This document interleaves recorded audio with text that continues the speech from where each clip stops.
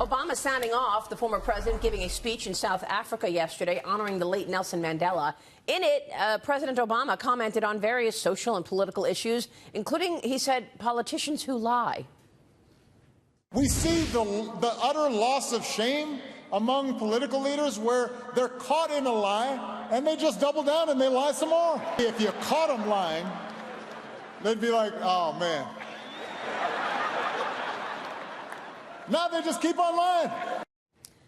Yeah, they do. Lanhee Chen is here, former policy director for Mitt Romney and a research fellow at the Hoover Institution. Lanhee, yeah, good to see you. Thank you so much for joining us this morning. Good morning. So how do you see that? I mean, is it appropriate for President Obama to essentially be taking a veiled swipe at President Trump while he's on foreign soil when we know that there are plenty of things that President Obama, I don't know, was it a mistake to say you can keep your own doctor? And, you know, you can tons of things around Obamacare, and that's just the beginning in terms of lies in the Obama administration. Well, that's right.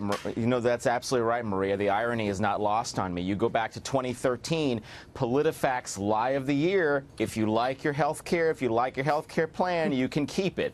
And President Obama surely we now know from the Obama administration archives, we now know that, in fact, the president and his administration knew that that would not be true. Even when you think about this issue of Russia, you know, President Obama clearly knew that Russia presented a threat to our democracy, a threat to their neighbors. And yet in 2012, you'll recall, he criticized Mitt Romney for calling Russia our #1 geopolitical foe. So the irony is not lost on me. And look, politics is not an easy game, and President Obama played politics just like every other president has. So for him to level this criticism at other politicians seems to me to be rich in irony. Yeah, so maybe he's just doubling down on the lie right now, then. Yeah, that's right. Yeah. Lanhee, it's Kevin Kelly. One of the most grotesque lies, I think, from his administration was when he actually said that he didn't pay a ransom payment to Iran, and that was my biggest... that was a beaut. That was, to me, one of the worst things that could have happened, because what he did is he went around sanctions and got foreign currencies instead of U.S. currencies, gave pallets to the Iranians, had prisoners come across, and he said, listen, it wasn't a prisoner exchange. Well, where do you think that ranks in one of his lies? Well, the entirety of the Iran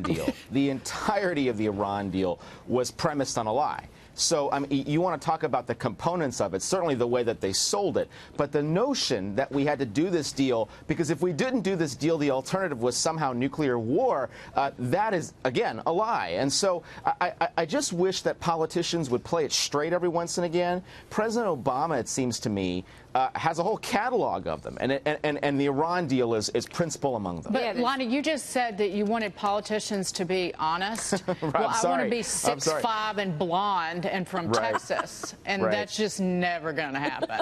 Yeah. And by the way, I've just seen in the last few days that the anger on the left and the anger on the right, if you say anything that anyone disagrees with, whether you're a liberal or conservative, the outrage and the venom is just astonishing, and it's only getting worse. And I just wonder how that plays out because again, you have President Obama stoking some of this among his liberal allies and the people who still are just infatuated with him.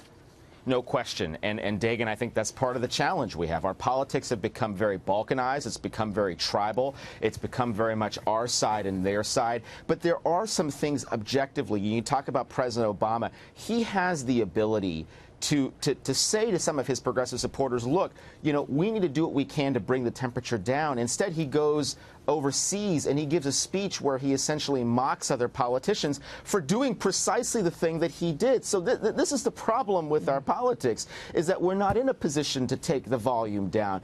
Politicians don't seem to want to do that, and so that creates some of the challenges that we're seeing here in America now. Yeah, that's why a business guy who had no political experience became president of the United States, I guess. Lanhee, it's good to see you this morning. Thanks so much. Good to be with you. We'll see you soon. Lanhee Chen joining us.